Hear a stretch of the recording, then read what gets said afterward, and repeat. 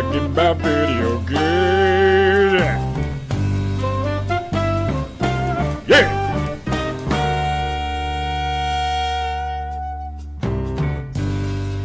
Hello, everyone out there in internet land. Welcome to the Namek vs. Saiyan podcast. This is episode 11. I am your host, Patrick Shanley.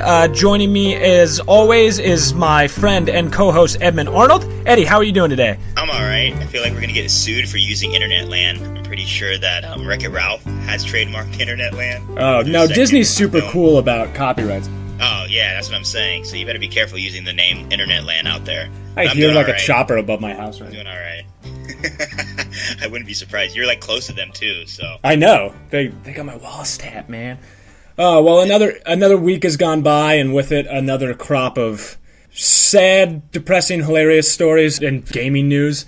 One of the ones that popped out to me immediately was, and this is because I'm a huge fan of this game series, maybe my favorite game series of all time, but that's with GTA 6, Grand Theft Auto 6, and it has been, I want to say it's a long-awaited game because Rockstar kind of rolls these out in 5-year, 6-year increments. The last Grand Theft Auto game, Grand Theft Auto 5, came out in 2013, so we are getting close to the 5-year mark now, and some news broke, in quotes, about the Grand Theft Auto 6. And that was that a motion capture artist or actor had listed on his resume that he was working on the new Grand Theft Auto game. Yeah, so I don't know. We should take it with a grain of salt. There were just a lot of red flags, like this might be fake, and he came out and said, no, this is fake. I guess it was on his resume. Right.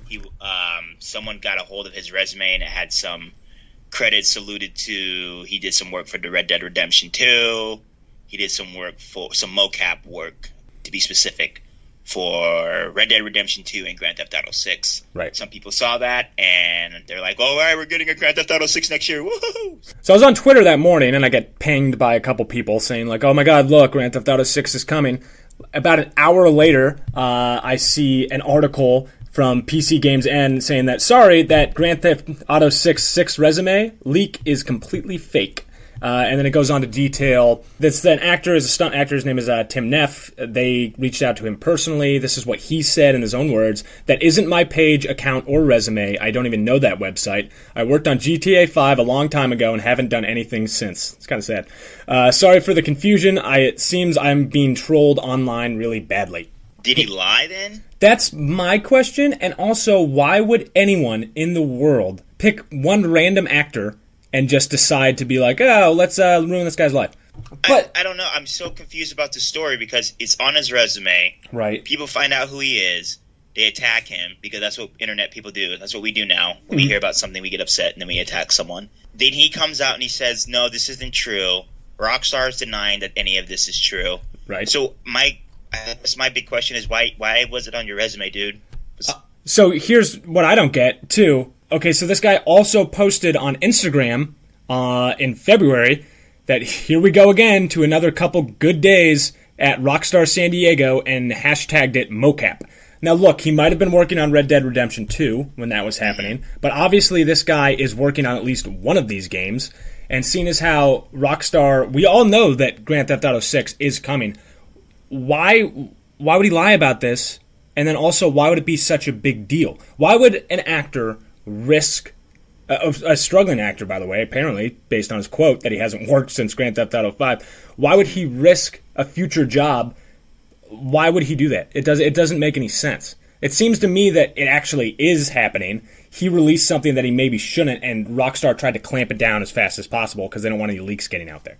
Right, and I believe he probably signed something that said if he leaked anything, he could possibly be sued. Mm-hmm. We could possibly get in big trouble for that. So I think this is really him backtracking. I mean, we're going to get a Grand Theft Auto 6.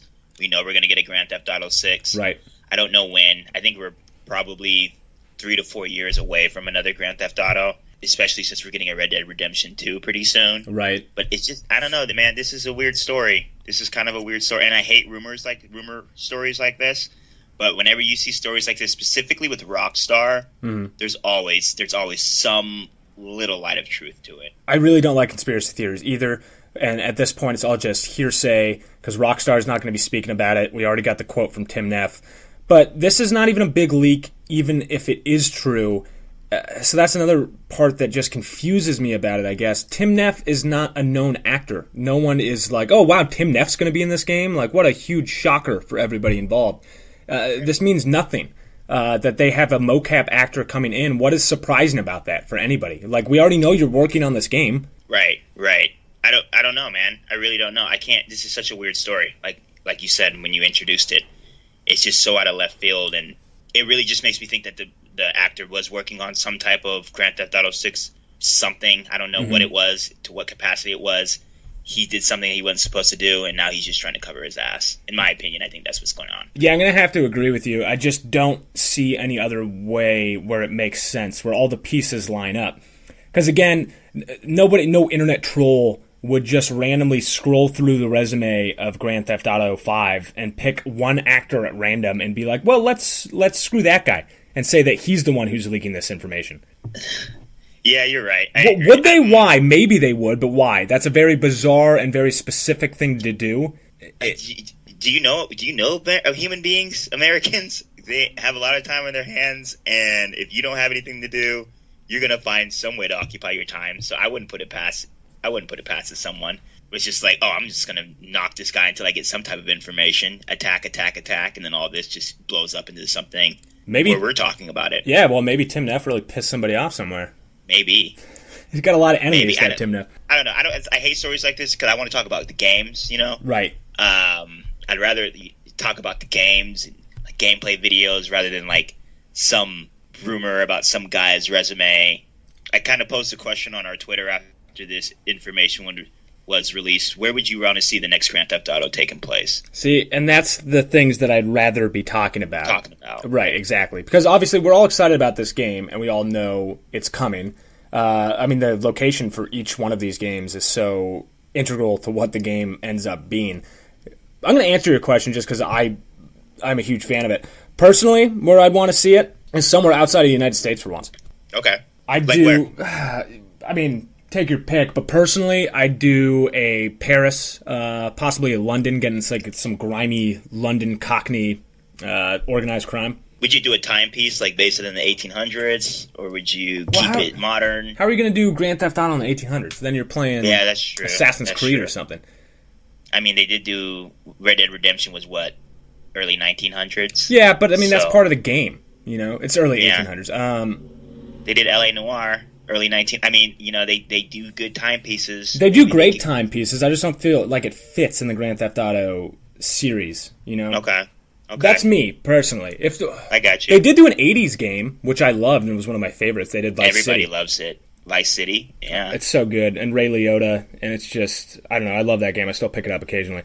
So yeah, I'm not against them doing a timepiece, but if they were going to do one, I'd want them to do it in a grittier setting. Maybe like whatever lends itself to the city that they're in. Like 1980s Miami is such a perfect choice. Like that time period for that city is the best choice. You could do 1970s New York. You could do 1960s Detroit if they wanted to be insane. I like that, yeah.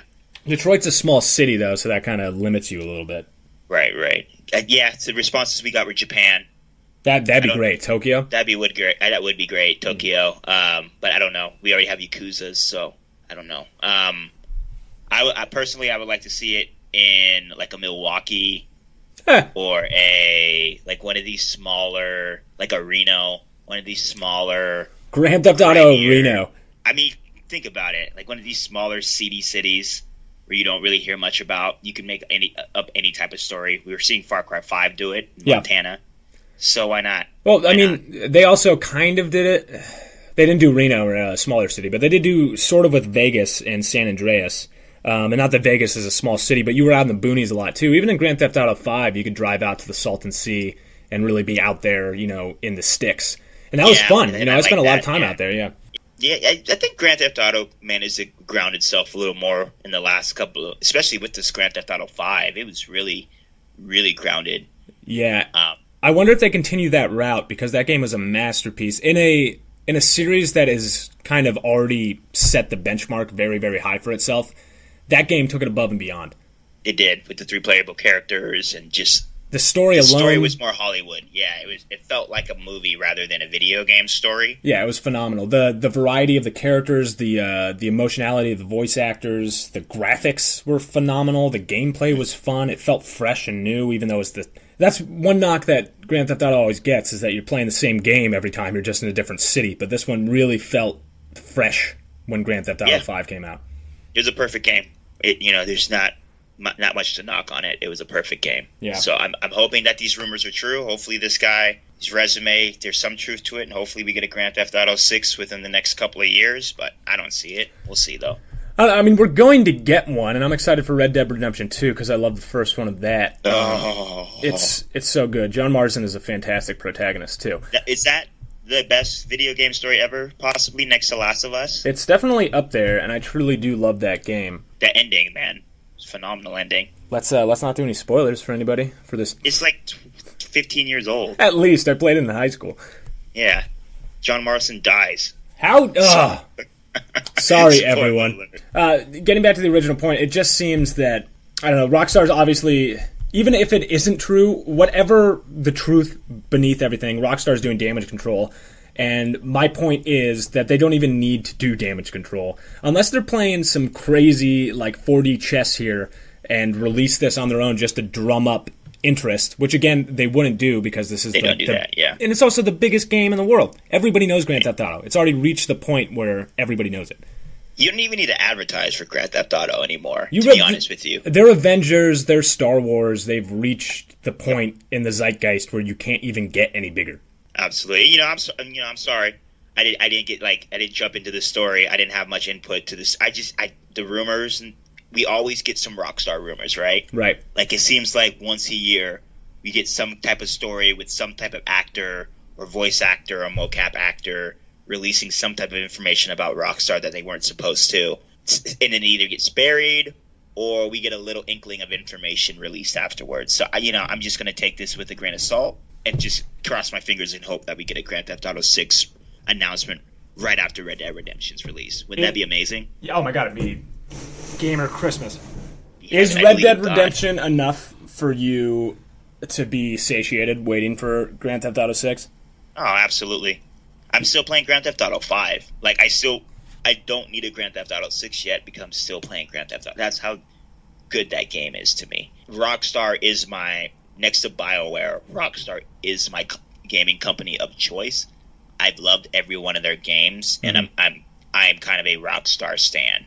So I'm probably not the most. I'm probably the most biased person you're going to talk to when talking about Rockstar. I have nothing negative to say about them. Nice. You have a Rockstar tattoo on your butt? No. Well, then you're not a real fan, are you, Eddie? No. Anyone who has a Rockstar tattoo, they're diehard, and I respect them. Please send all of your Rockstar butt tattoos to namicverstsane@gmail.com. Yes, please. I will. Even if you don't have a tattoo, just send us your butts. No, don't do that. Please don't do that. You've got butts. Please don't do that. Oh my god! I've been seeing a lot of dad butts lately. Oh my god! Butts lately. So speaking of dad butts, what a perfect segue into a game that is kind of chewing up the Steam sales charts with chewing it up, man. Chewing them up, nom nom nom. This is Dream Daddy. Dream Daddy is the first game produced by the Game Grumps. And the Game Grumps, in case you don't go on YouTube ever, is a very successful YouTube channel in which it's mostly a Let's Play, but they're a little bit more than that, where they play through other games and kind of comment on them. But this is their first foray into game developing, and they hit it out of the park on the first one, and they have themselves a hit with Dream Daddy, a dad dating simulator. They do have a hit. And I was a little bit surprised because there's a lot of dating simulation games on Steam. Very sexual. How many include hot dads, though? That's the question. Hot dads? There are not a lot of hot dad games. I believe this is the first dad game. Some of the dating simulators that I have played Honey Pop. So I apologize, Mom, for saying that out loud. I have played Honey Pop. I won't go into details about Honey Pop because my parents do listen to this podcast. But Honey Pop is a dating simulator where you meet young ladies and you're basically trying to take them to bed, but it's a very engaging puzzle game. It sounds like it. Pervert. There is this. I can't think of the name of it right now, but there is a pigeon dating game where you're actually dating pigeons. I actually talked to the developers of Dream Daddy about that. They mentioned the pigeon dating simulator. Oh, they did, They yes. sure did. So you're dating pigeons and hope that the pigeon that you fall in love with will turn into a prince at the end. So I had put a couple hours into that one. Tale as It old was as more, time. yeah, and these games were all shock value, the pigeon, the honey pop, they're all like, Dream Daddy didn't, at first when I went into Dream Daddy, I was just like, here we go, another meme game. Mm-hmm. They're just trying to develop a game where people can record and have some laughs out of it. There's no serious depth to it. The writing's not going to be good. I went into it very biased. Very surprised. Yeah, absolutely. And it seems like it was announced. It was not done this way because they knew what they had. But when it was announced, it seemed like, oh, this is just for the quirky value of, like, what a funny game. Like, where you date a whole bunch of different dads, like whole bunch of different hot dads. And then when you actually played the game, it turns out there's a lot of heart to the game. And it's really well written, and it takes a lot of time to really flesh out its characters and give you, I don't know, a sense of, like, real ethos in this game. It's not laughing at its characters. No, it's not. I mean, there's this character who is a pastor, and he has a wife that you're dating. You're not dating his wife, but you're trying to date him, and he has a wife, and he has kids, and the kids are really messed up because the dad's obviously in the closet, and he's having issues coming out of the closet, and the kids are like have these, and the mom has this neurotic behaviors. It's just deep, and then you go from him, and then you have this other dad named Brian, who's really good at grilling and cooking and hanging out at the lake and hanging out with his dog, and he has no issues like that. So, and then they have the characters are very diverse cast of characters. It's a weed smoking, coffee owning dad. There is a transsexual vampire. Excuse me? There's a transsexual vampire, transgender vampire. Yeah, there's him, who people, I guess, are staying away from because he seems kind of quirky, but I guess he has the deepest story. It's interesting, man, because I came into it thinking that it was going to be another shock value type game. They were just going to put in some just lame jokes. I honestly thought it was going to be homophobic going into it because I didn't know too much about the Game Grumps. I didn't know what type of writing styles they have. But, man, this game is deep. It's made for mature people. It's made for adults, and it is introspective, and I'm learning a lot. Yeah, it's great to see. Well, you'll hear in a second because we had the developers of the game on the podcast this week. But Vernon and Leighton, the two creators and the two writers of the game, they really did spend a lot of time talking to each other. One of which is a queer woman, and she wanted to get some representation in the games in a way where it didn't feel. I don't want to put words in her mouth, and she'll say it better than I do, but wanted to get representation in a game where it didn't feel like it was as a token, where it's like an actual fully fleshed out human being, which is, something that I think is more lacking than just having representation on screen, is to have representation in a way where it actually means something. Right. And I think they do a great job because all these characters are different. Very, very vastly different. And she's right. They're not all this token character. They're not all in the same vein. They're not all playing to the same stereotypes. There's no stereotypes in this game whatsoever. You're a single dad seeking out other single dads to date and hopefully build into a relationship. And it's very sincere. Most of these dating simulators you're going into with one goal, and that is to get into these basically young woman's pants and things like that. Or have sex with a pigeon. This one, yeah, exactly, or have sex. But with this one, you are really getting to know these characters and getting to know their backgrounds and getting to know their childhoods and how they came to be the person that they are. And a lot of dating simulators aren't doing things like that. So I applaud Game Grumps and their efforts for this. And I will also say, as a straight male, it's still enjoyable regardless of whatever your sexual orientation is, and that's what good games and good stories should be. I always bristle at the fact where people say, like, this is written for one specific audience, and I don't think that stories work that way. I think that any story can be resonant with any type of person who picks it up. I don't think there should be ownership of stories, particularly when they hit at the human experience. I think that being a human is the same across the board. I think that there's a lot of superficial things on the outside, and obviously these are very real things, and social issues are very real, and they affect different groups of people in different ways. But what it gets at to be lonely, or what it gets at to be companionship, that's a human truth, regardless of what your background is, regardless of what your gender is, regardless of what your sexuality is. And without getting too lofty with it about a dating sim, about dating dads, it does kind of hit at that, and it's nice to see that, honestly. Yeah, and it does it in a way without being gross, and it does it in a way without being gratuitous, and it does it in a way that's not offensive. Yes. So, and it makes me very... Look, love is love, right? I'm not going to get on my soapbox and everything, but And I'm not going to sit here and bullshit. I went into this game a little apprehensive because the game is set up as you're a single dad trying to date other dads, and I went into it like, well, I'm not a single dad. How am I going to relate to this character? Right. And I went into it, and I was just like, oh, a lot of this dating tribulations that this character is going through are the same things that I'm going through with dating, young ladies out in the Bay Area. It's a lot of similarities, and it like you said, it gets to the point of being lonely and being vulnerable enough to let other people into your life, learning about other people, letting people learn about you, in hopes that it will develop into something beautiful. Absolutely. Companionship, relationship. And above all, it's done with humor, and really well done humor. The game is funny. It's a lot funnier than I thought it was going to be. And the references that it makes are just off the wall. There's so many crazy, deep references to things, to different bands from the 80s and the 90s, to literature from the 1800s. I mean, it's referencing things all over the place. It's a really well-written game. It is. And it's, not only that, it's not only funny, but it's deep. Like, it's deep, and it's heartwarming. And the way these dads are raising their young children, the way these, like, there's Craig, one of the characters, frat bro Craig, he's so into his fitness, and he's so into his dog, but he's such a good dad. Mm-hmm. Like, he's such a good dad, and like something like that, it's just, you don't see that with these other dating simulators. There's never any depth to these characters, and every one of these characters have some real depth to them, specifically like Craig, specifically like Robert. And I'm using names because I'm hoping everyone is going to go out here. Like, I really enjoy Matt because he's, just a sweet smoking coffee shop owner. Right. So, who forgets stuff and who's referencing bands that no one knows about. And there's so many puns. He makes so many puns. It does. A lot of puns. A lot of coffee puns and things like that. So I don't know, man. It's just, this game is something that I think, if you are open-minded, and if you can really sit down and you really enjoy character development, this is a good game for you to pick up. Yeah, absolutely. And I think it should be applauded not just for the diversity of the representation that it represents or that it puts forward. It should also be applauded just for pushing a genre forward, a genre of dating sims, and being like, these can be a little bit deeper than they might have been. Not to say that the pigeon game is not very deep, because it is, and we've all wanted to sleep with a pigeon. That's the first thing I think every time I go down to the park, and now I'm banned. But this game, disgusting. Well, pigeons are they're the sexiest bird. They're rats. You have to say it's the sexiest bird. They're just rats. All right, whatever. More pigeons for me. Whatever. That pigeon game is disgusting. Why pigeons? Of all birds. I don't know. It's disgusting.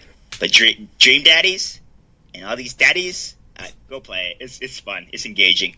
Yeah, it's entertaining. That's a great game. There's a lot of reading, though, so be prepared to read a lot.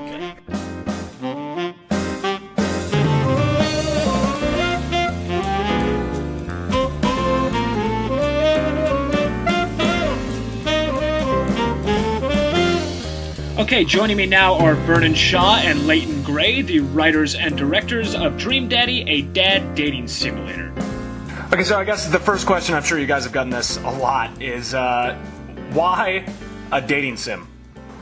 Well, I guess the origin of this idea was, it all kind of started with the dad Dona, which I one day was just thinking of, like, the different types of donas a person could have, because, being on the internet, you're probably seeing personas or gemstonas or, just different extensions of the self in the form of, like, these different personalities. And I was like, dad donas should be a thing. And I kind of drew my own dad dona a bit, and then from there, I just thought, like, wow, it'd be great if there was, like, a game where you could create your own dad dona and date dads. And I was really surprised when I found out that was not already a game. So it seemed like a dating sim would be the best format to do that in. Yeah, when we started creating it, I think we gravitated towards the idea of a dating sim because dating sims, as they exist nowadays, are kind of inherently a little off the wall. Like, one of the more popular ones is Hatful Boyfriend, which is a pigeon dating simulator. So when you think about it, a dad dating simulator is one of the more pedestrian versions of the dating simulator out right now. Was that kind of part of the thought, I guess, was to try and make something that leans into that quirky nature of these dating sims? Yeah, absolutely. We wanted to create something fun and lighthearted and a little bit weird, and I think pairing, like, the concept of dads with a dating simulator really did that perfectly for us, and we're really, really happy with what we ended up making. Yeah, I'm curious, I guess, because is this something that's near and dear to your heart? I'm wondering what the impetus of the idea was, other than, just like kind of going with the vein of how these dating simulators have been, like you wanted to do dad sonas, like you said. But what exactly about this specific idea was appealing to you, or what made it pop? Oh, well, we had, Leighton told me the idea at Disneyland, actually. So we were talking about this really sort of infamous Instagram account called Built to Disneyland. Yes. I'm not sure if you're aware of it, but it's an Instagram account that just finds and rates the hot dads in Disneyland. So when we were going to Disneyland, and we kind of had this agreement together that all we were there to do was to find and rate the hot dads. And when Leighton told me that she had always had the idea of a dating simulator where you play as a dad and your goal is to meet and romance other dads, that just seemed like a really amazing idea to me. I think Leighton and I have similar relationships with the internet.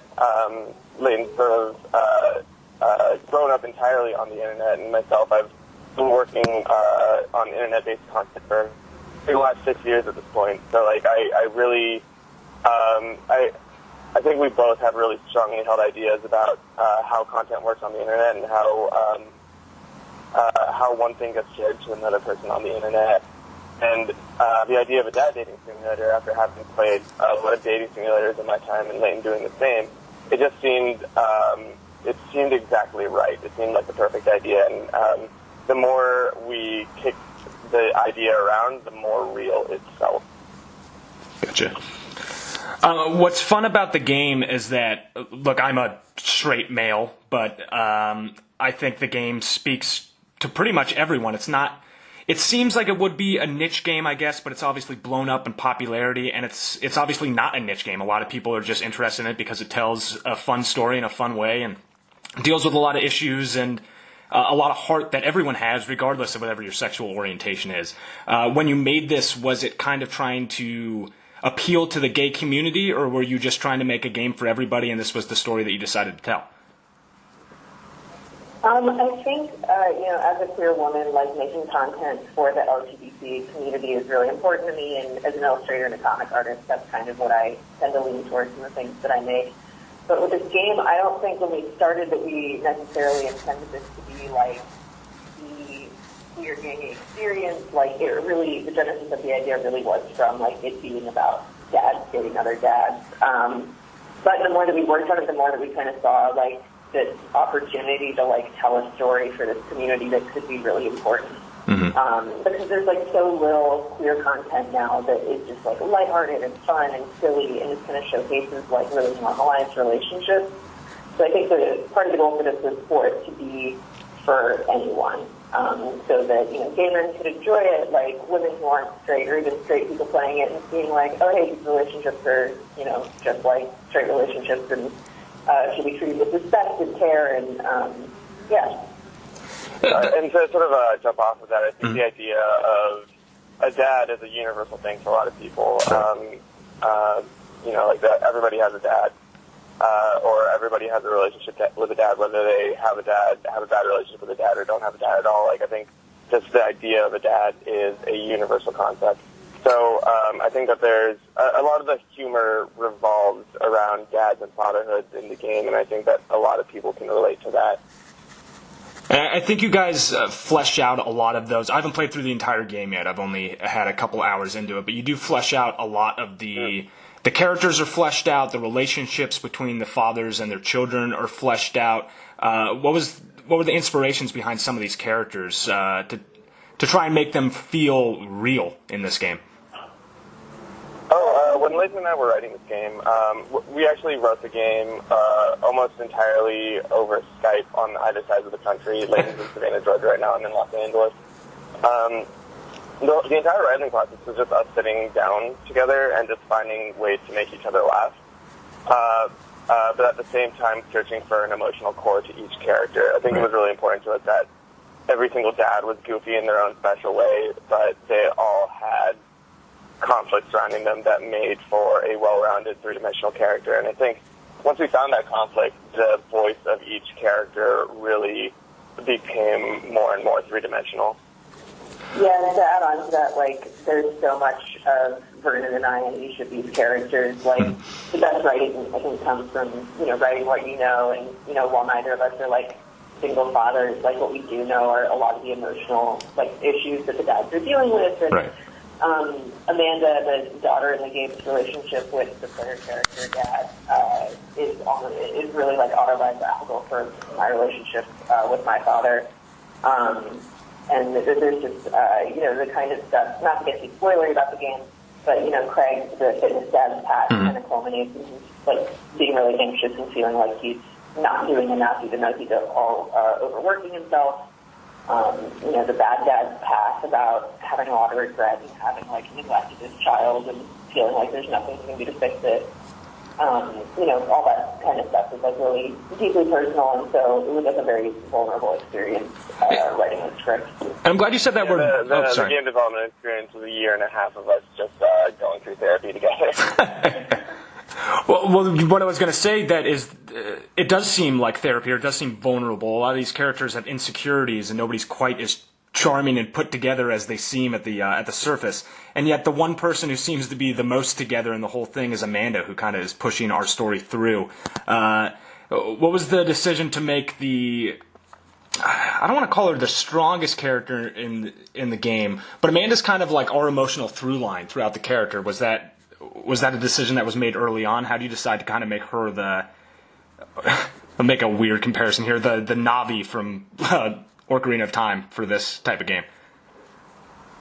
Yeah, well, with most games, and especially dating sims, you kind of always have that character who's the tutorial character, and a lot of times with dating sims, because the setting is like a high school or an academy, that kind of ends up being your best friend. So it just seems kind of like a natural extension of that for that character to be your daughter in this game, because it felt, weird to have a game about dating other dads without the children having a really strong role in it. And just like Amanda has gone through a lot in her life. I mean, she lost her mother or father really early on and grew up with a single dad who's trying his best. And I think when you go through that kind of thing, it forces you to grow up really quickly. And I think that Amanda has kind of felt like she had to be her dad's like kind of emotional rock and like stay strong for him.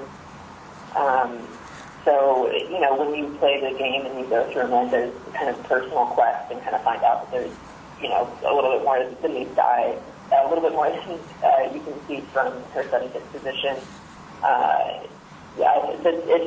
It's just like a really personal, that's definitely a reflection of my own experience with my father. Mm-hmm. To get into the game's development a little bit, this is Game Grumps' first game after spending years playing other people's games. Why the move into game development, and also, I guess, why a dating sim of all? I know we already kind of touched on that, but it just seems like, I don't want to say it's a funny choice, but it was maybe an unexpected choice for them to start off with.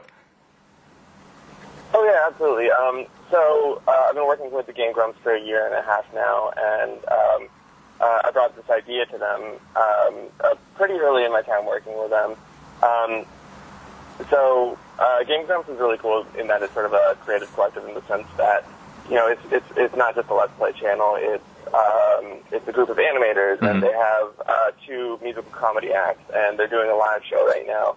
So, it's so cool to work in a place that's sort of the zone where people support each other's creative ideas, right? Like, if you have a strange idea, you do the strange idea, and then your friends support you. So when we brought this to Game Grumps, they were extraordinarily excited and extraordinarily supportive to help us make it. So they agreed to fund and produce the entire game. They helped us build a development team, and we worked out of the office for the better part of a year making this game. I think it's really cool for a Let's Play channel to branch out, right? But I think that the natural inclination is to, when you're making a video game for a well-known Let's Play channel, to make the game about that Let's Play channel. And while there's nothing necessarily wrong with that, I just don't think that it would reach as many people as an idea that exists in a comedic parallel to that YouTube channel. So instead of making the Game Grumps game, we wanted to try something really, really different. So when Leighton came to me with this idea, it had all of the sort of like check marks of what I think good shareable content on the internet was, and I think that's why we were both so excited to move forward with making the thing, and I think that's specifically why Game Grumps picked up on the idea, because it has the same sort of humor that the Game Grumps fan base loves and enjoys, but at the same time it really exists in such a way that you don't need to know what Game Grumps is to find and enjoy the game, and I think that's the best possible thing that we could have done. Do you foresee future team-ups in the future on more games like this, or doing other types of games with Game Grumps as they kind of start moving forward as a developer of games? Yes, absolutely. I think with the sort of flash success of this game that we've seen so far, with the game, only having been out for less than a week, I think that we can confidently say that Game Grumps is a game studio now, and I think that opens up this new world of possibilities for all the strange stuff that we can continue doing that still exists within the ethos of Game Grumps. Right. Well, speaking of that, I mean, the game is a success, more so than, I don't know, I think a lot of people were expecting. Are you guys surprised by the success of it? It's almost become, a crossover success. It's popping up everywhere. Yeah, it's very bizarre. I think we expected it to do okay, but this is just, overwhelming. I'm very excited to see a fan base forming around characters that we love so much. And we're excited to see what we can do next with the property, or what we can release next, or how we can get this game to more people. So we're currently examining those possibilities right now, after we get a couple days of sleep. Right. Do you think that the time in which it was released is in any way indicative of its success? I don't know, the political environment being what it is. That's a great time to announce it. Yeah. So I think people thought it was a joke at first because we did announce it on Father's Day, but it quickly became very serious that we weren't joking in the way that we thought they were. But yeah, I suppose from a business perspective, I think we released in summer where we weren't competing with a lot of larger AAA titles. And we sort of got to, ride this post-E3 wave of game hype, which was really, really cool. But at the same time, I think to Game Grumps' credit, Game Grumps has a very large pre-existing fan base, and when we make something that sort of when we make something that fan base might enjoy, they're going to share it. And I think a lot of the game's early viral success was due to making a game for and with the Game Grumps. Well, the success of this game is obviously in the writing, as any dating simulator would be, but the writing in this game really is truly superb. The amount of puns that you guys are able to turn in this game is staggering. It might be the most pun-filled game of all time. But you make so many references to so many different things. Is just because coming from your own fandom, things that you've read, or were you consciously trying to turn as many puns as possible in this game?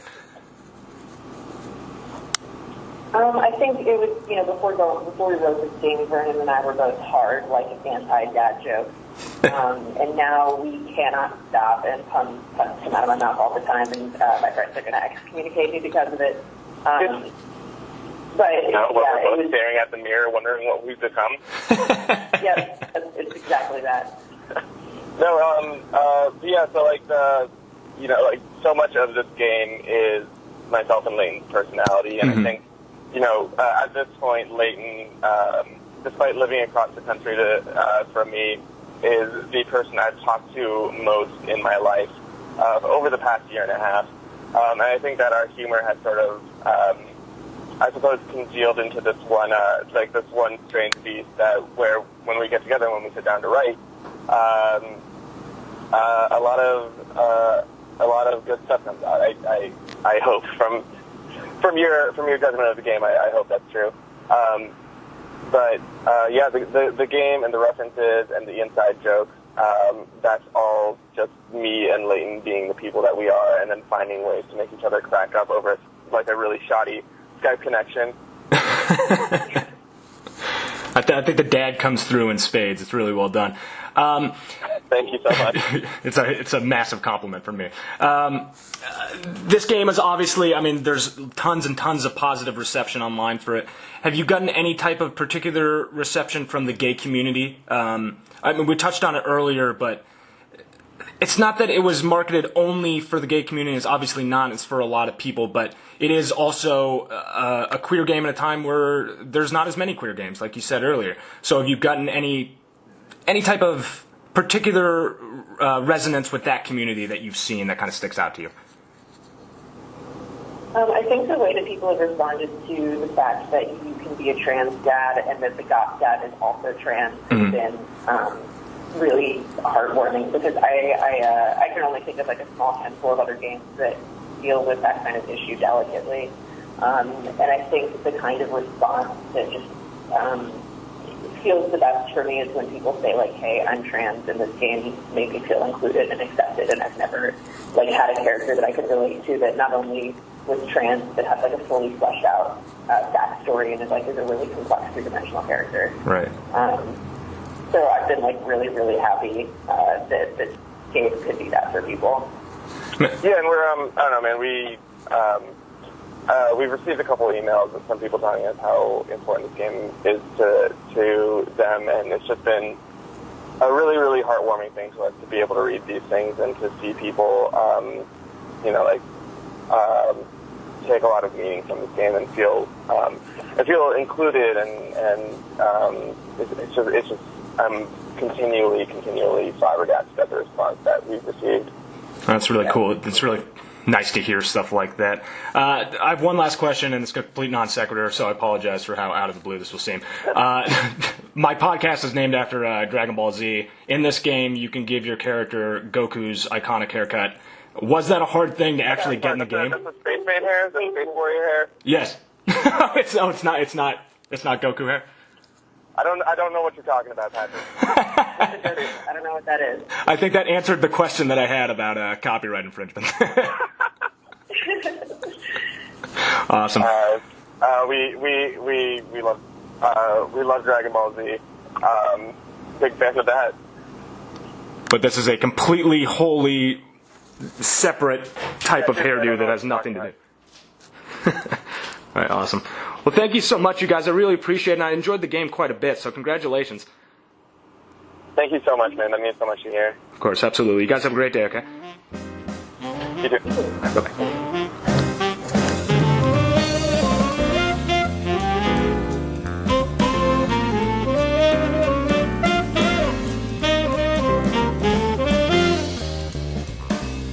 Okay, I feel like we are kind of on the Pokemon Go beat now as this story continues to unfold. Last week, we talked about the disastrous Pokemon Go Fest in Chicago where gamers were throwing bottles. I keep saying throwing bottles. There was one report of one guy throwing a bottle. I don't want to paint everybody with such a broad, violent brush. People were throwing chairs. There was a riot. There were fires in the street. People were crucified. Yeah, it was crazy. Pokemon Go, man, makes people go insane. It was like the end of the stand. Anyway, regardless of how hyperbolic we want to be about it and say how awful these people were, it was a disaster. It did not work out the way it wanted to. And now the people who went to it and paid $100 to, or getting $100 as a recompense for this event, they're turning around and they are suing Niantic, the producers of the game and the people who put on the Pokemon Go Fest. This is from the Chicago Tribune. It kind of details what the suit is. So the suit claims Niantic failed to account for the number of people who attended Pokemon Go Fest, as well as technical problems with the game's software. The technical problems that they had was that the mobile carriers, the mobile networks could not handle the amount of people that came out, and they crashed and you couldn't play the game. So those factors led to Fest attendees being unable to play the game as Niantic's advertising had led them to anticipate. So that's what they're suing over, is basically false advertisement and not paying off on the promise. The original tickets for this event only cost $20, and you got $100 worth of in-game credit if you went to this thing. You're already $80 ahead. Why are you turning around and suing? Well, it sounds like a lot of people came from out of town. Fair enough. So he's saying, $20 is very, very cheap, but the people that came from, different cities, that's $100 in-game currency is not enough to cover those traveling expenses.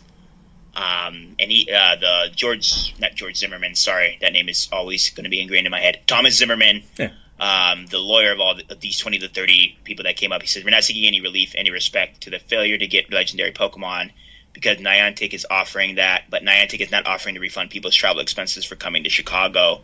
Most of the people came from out of state, many people from other countries. I talked to someone who flew in from Japan. Wow. So it seems like that is what they're banking this argument off of, is you need to cover travel expenses. A lot of people came from out of Chicago, even though some people, even the people that came from Chicago, you have to cover their expenses for having to take time out of their busy Saturdays to come to the park for an event that didn't work the way you wanted it to work. I feel these people, I do, because you wanted something to occur and it did not occur. But at the same time, I don't know, I think we're so happy in this country, and I think you already... I guess you didn't come out ahead. I mean, if you were somebody who paid that much money to fly across the country to do something that had never been done before, and from a company that has... I don't want to say they're notorious for it, but like they do have a bit of a checkered past with issues similar to this. It's just a little bit like, well, it's on you, you know? You took a risk, man. Yeah. Like, you took the risk. Like, what? Like, I'm sorry. It was oh my gosh. I don't feel for these people. I don't. It's hard, right? Because like, I want to. That's why I'm struggling. Like, I want to, but I sign up to go see Kanye West in Chicago, and I'm flying from the Bay Area, knowing where Kanye West's psychological issues are right now, and he cancels the concert the day of. Can I really be upset knowing everything that knowing the behaviors that he's exhibited the last 2 years? I really can't. It's the risk that I took. Right. And you're banking that Niantic is going to follow through on a promise when Niantic has been struggling this last year to keep up with any promises. You're banking on the internet working at a massive event that's never happened before. It's been untested. I mean, you signed up for it. You took the risk. It's on you. I feel the same way. And they even tried to make it right with you. You know? They gave you $80 more than what you paid for originally. I mean, it was in-game currency, but... It was, but I mean, you're obviously a fan of the game if you're going to fly across the country to go to a Pokemon Go Fest. Yeah, but it's in-game currency. But still, I agree. I get it. I get what you're saying. It's like, but they're giving them $100 that's going to be put back into their company. Right, I know. You know what I'm saying? So it's like... Look... That's how I feel. Is that really a gesture of goodwill on their part? Well, it's definitely a gesture of goodwill. Is it enough is the question, I guess. I mean, like, they didn't need to do that, but they did do it. I mean, they should have done it, but they didn't need to. I just think this is above and beyond. Is this going to be a class action lawsuit, I'm assuming, from a whole bunch of these people? And then also, this is what's weird, right? And I'm not a lawyer, so take everything I say with a big grain of Pat's an idiot. But these are people... They're saying it alleges violations from Illinois, California, and Washington state law. That's 3 different states. So does that make this a federal case? Is this going to federal court? Or is this going to be tried in 3 different states? How are they going to try this case? How do they try this case? I don't know. And I don't know if there's...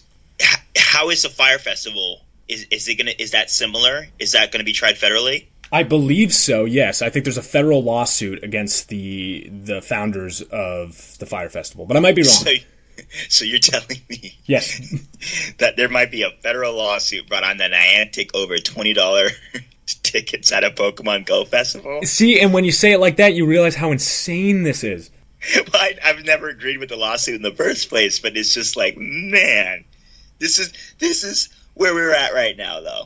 This is where America is at right now, so we really can't be surprised. And that's the bigger issue that I think that it hits at. Sort of like what we talked about last week. Is this a bad look for gamers? Well, I think this is also a bad look for gamers.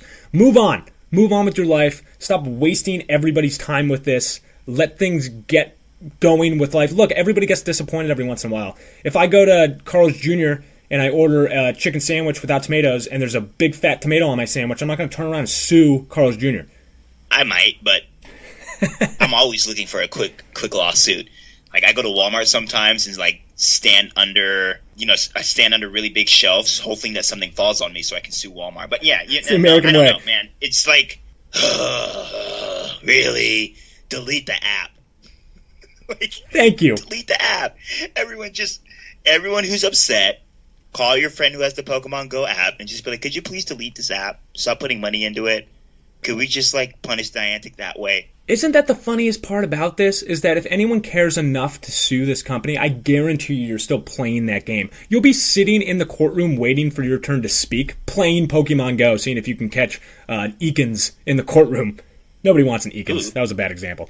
Eakins would be in a courtroom, though. That's a good. I like that. Well, he's a snake, so that's why I picked him. Him I or feel the like rat Onyx one. would be in courtrooms. Onyx seems like it'd be a good courtroom Pokemon. But yeah, you're right. All of these people that were complaining are probably going to be still playing it. If you care enough... That's what aggravates me about gamers. Like, if something makes you upset, just don't play the game, don't buy it, delete the app, send a letter to the company indicating how upset you are. There's 98,000 other games that you can be playing. If it really pisses you off so much that you have to make a federal court case about it, then play a different game. Entitlement gamer syndrome. I'm telling you, it's a thing. And it's a thing that we need to talk about more. And this is why it's hard for me to talk about this, because I do feel you. I feel you. If you flew all the way out there and things didn't work the way you wanted it to, like, that sucks, man, and I'm sorry. And, like, as somebody, every time an airline loses my luggage, or every time I have to go to the DMV and they make me wait longer than I want to wait, all those little pedantic things that just kind of pick at your brain, I get it. Or looking forward to something and the concert gets canceled. That was a great example that you gave. It sucks. It sucks, and I get it, and I feel bad for you. Be an adult. Move on with your life. And not everything works for you all the time. Yeah, and look, I'm not going to fly to New York to see Lauryn Hill. All right, it's on you. Look, you're being very nice. I'm not. I'm going to be a dick. Look, it's on you. It's your fault. Like I said, I'm not flying all the way to New York to see Lauryn Hill. I'm going to wait for her to come to the Bay Area. So if you wanted to do a Pokemon Go festival that bad, you should have waited your ass until it came to your city. But you want to be cool and you want to fly to the first event ever, so you can say, I was part of the first Pokemon Go event ever, and look what happened. Yeah. So, I'm sorry, I don't have any sympathy for you. And you got a free Lugia. You're sitting there with your free Lugia, being able to use it in any gym that you pass by. What else do you need? Yeah, and the one thing I'll give you being upset about, I would probably have been upset if I got $80 of in-game cash. I would have probably been upset about that. I would have probably been more, just give me the free Pokemon. I'm going to go ahead and file this under I don't like anyone in this situation, and then move on with my life. Yeah, that's it. It's just like everyone fails. Just leave it there.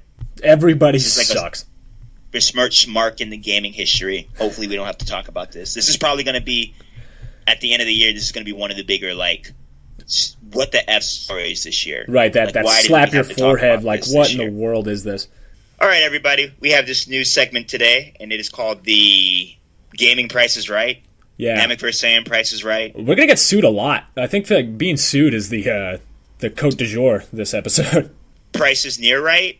Sure, that works. Yeah, there we go. You can't sue us for putting near in there. Take that, Bob Barker. So, we've all seen The Price is Right. If you haven't seen The Price is Right, I'm not going to explain the rules to you, but basically I'm going to give Pat, I'm going to explain the rules right now. Look at you. I'm going to give Pat a product, and he's going to have to guess the price of it. He cannot go over. If he goes over, he loses.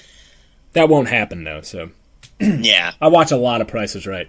How do we need to contest it next week, I think, but whatever. Oh, that'd be great. Should we have, like, if you're within, like, $10, you're right, and if you're not within $10, you're wrong? How are we going to grade you on whether you get it right or wrong? That's a good point, because it's only me right now. That sounds good. Yeah. Okay. Yeah, whatever the window is. If you want to do a set at $10? Yeah, let's do $10. Okay, I think I can do that. Okay. All right.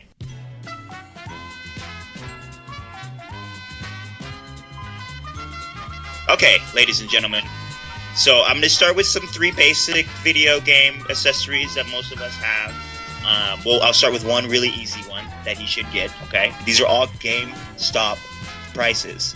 I'm not advocating for GameStop. If you're going to buy anything, do not go to GameStop. Go somewhere else. So, first I have here a DualShock 4 wireless controller Gold Edition. It's a newer controller. Looks nice. I would buy this in a second. Gold-plated, your standard PS4 controller. Pat, how much do you think this controller costs? Alright. I know that a regular controller, especially if it's a DualShock controller for the PS4, it's going to run me about $45. Since it's gold-plated, I'm going to bump that price up, let's say $12. I'm going to give it a retail price of $58. Ding, ding, ding, ding, ding. Oh, the retail price is $64.99. Oh, man. I nailed it. Your basis is way off. What? I thought you were going to get this completely wrong because you said controllers are $45. Controllers were $45 in the last generation of PlayStation. In this generation, they run at an average of $60. Whoa, what a time to be alive. Good lord, that's madness. Yep. So, yes, but you got it correct. Your reasoning was way off. I'm surprised you got it right. But I was throwing you for a loop. I was just trying to make it more entertaining for people listening. You are 1 for 0. Good job. 1 for 1. 1 for 1, whatever. All right, here we go. I'm not good at math. We went over this in like the 8th podcast. Okay, next. It's a little... We'll go the hardest one fast. It's a little easy. It's a little harder, okay? All right. I know you don't have this system, but I think it's necessary for every single person to have one of these. I'm looking at a Nintendo Switch case with a screen protector provided to you by Nintendo. What in the world? How much do you think this would cost? Sorry, it's a case for the system itself? Yes. So you have to understand, you take the case undocked, you got to put it in something, you know what I mean? You don't want to just walk around with it just nilly-willy. No, of course not. Why would that just come with the system? That'd be crazy. Well, sorry, I laughed because you said Nintendo providing their customers with something other than the plastic dock. That was funny. Sorry. Okay, so this Patrick, how much do you think this costs? So this is a plastic container that goes over my Nintendo Switch. Yes, it's a plastic container. It contains a place for you to put your games. It contains a place for you to put your what are these things? What are those things called? Your Joy-Cons. You can detach them, place them somewhere elsewhere. So this sounds like USB devices. This sounds like a pretty big piece of hardware, like a big enough thing that the price is going to be at least over $30. However, it's also just a supplemental thing, and the system already costs so much. I'm going to put it at a retail price. Ooh, this one's hard. I'm going to put it at a retail price of $65. Whoa! Oh no! You were along the lines of your first reasoning. Really? It is $24.99. Oh, that's a nice price. That's not bad. Not a bad price. But you're just getting the Nintendo Switch case and the case protector. So, yeah, you're off on that one. So you got one right, got one wrong. So this is... Watch Nintendo raise their prices on that product to like $65 next week. We're like, oh, well, people thought it was worth that much. It's coming, probably. I'm surprised it's $25. So you would think it'd be like at least $40, but I mean, look, it's ridiculous that you don't have to pay for this thing, but $25 is not that bad. It's not that bad, and I would highly recommend anyone who hasn't bought it to purchase it. I have one, and it works really well. I didn't know this was also going to be our segment to plug merchandise. Yeah, okay. I'm looking to get a whole bunch of money from this. Yeah, so am I. I'm going to call Nintendo afterwards and be like, where's my check? So for all the marbles, we have a HyperX Cloud Core Pro Gaming Headset by Kingston. Retail price, I'm looking at, provided to you by GameStop. Everybody should have a wireless headset or a headset to play their video games on. If you don't, you're not a real gamer, and I don't respect you. Uh-oh. So, Patrick, how much do you think this will cost retail at GameStop? Okay, so this is a wireless headset for the... HyperX Cloud, yes. Oh, okay, thank you. HyperX Cloud really helps. I feel like Hyper is going to cost me at least an extra $10, and you throw that X on there, that's at least another $9. It's comfortable to the core, enhanced comfort so you can game for hours, superior audio with the same specs as a HyperX Cloud, compatible with PCs, PS4, Xbox One, Wii U. Wow, detached microphone. It works for all those different systems. It works for all those systems. It's over the ear then, right? It's not like an in-ear? It's over the ear, yeah. It's a mighty fine piece of hardware. So I'm like 1970s like rabbit ear headphones, like I should be roller skating on Venice Pier? Absolutely. Okay. Like with your short shorts, and while you're roller skating, that butt is just swaying ever so nicely. You know what I mean? In what world would I be roller skating in anything other than short shorts? I don't know, but I could see you with some short shorts and those like high socks, those high 80 socks. Yeah, I'm either thonging it or I'm wearing some Daisy Dukes. Dude, you might be our next character on Dream Daddy too. You might be the next daddy. You need to hurry up and have a kid, bro. All right, I'll get right on that. Let's see. All right, can you read the name of this product one more time? Because I need to know how many Ultras and X's are in there. It is the HyperX Cloud Core Pro Gaming Headset.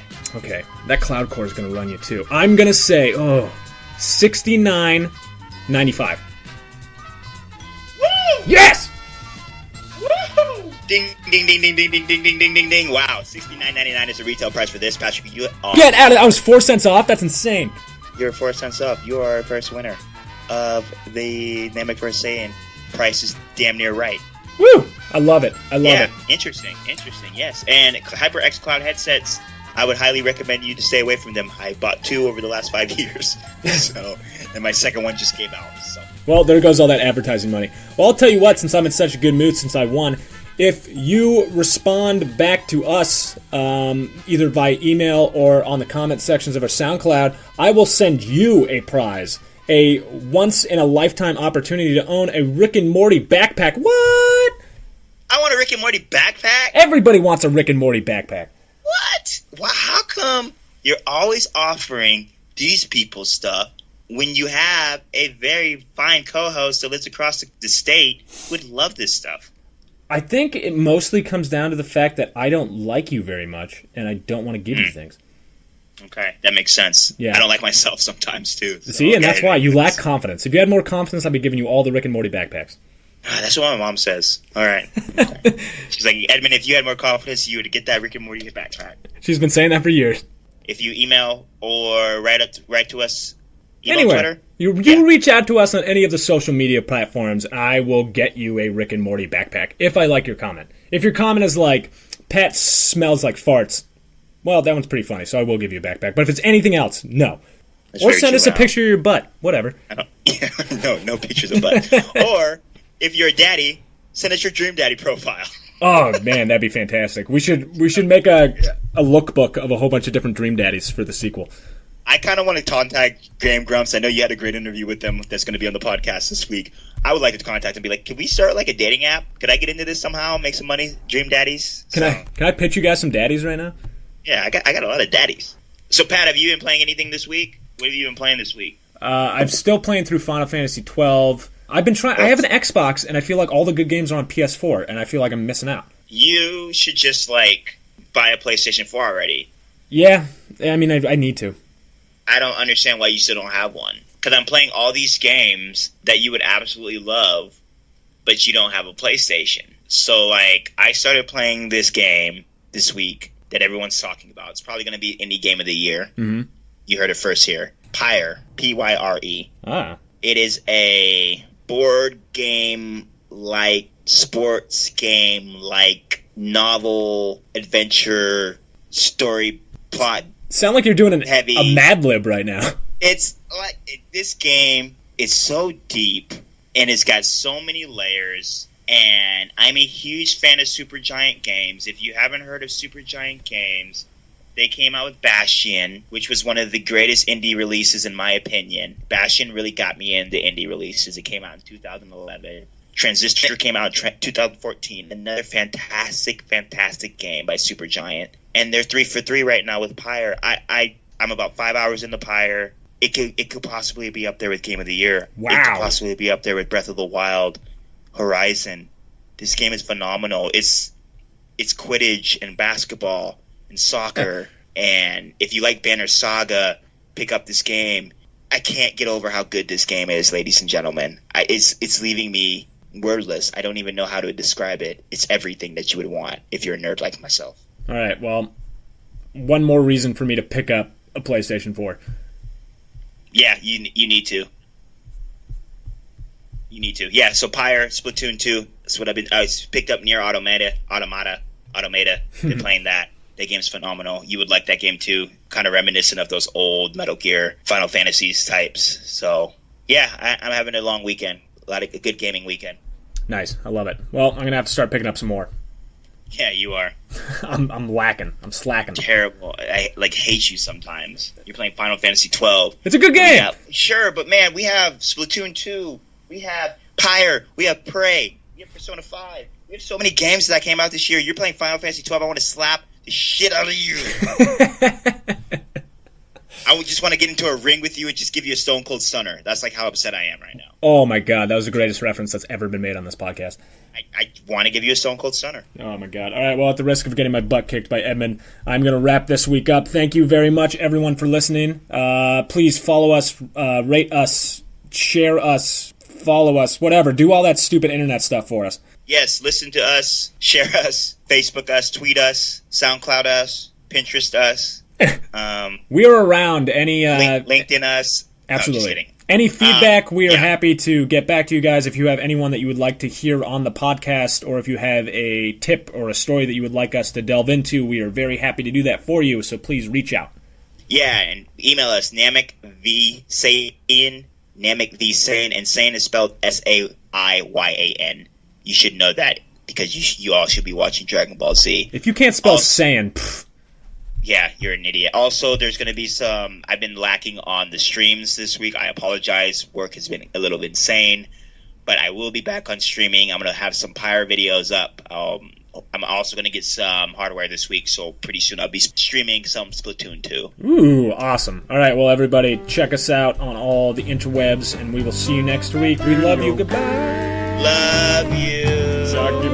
Stop suing. Yeah, stop suing. Knock it off. Yeah! Alright, awesome, man. This is going to be long, because that interview I have is like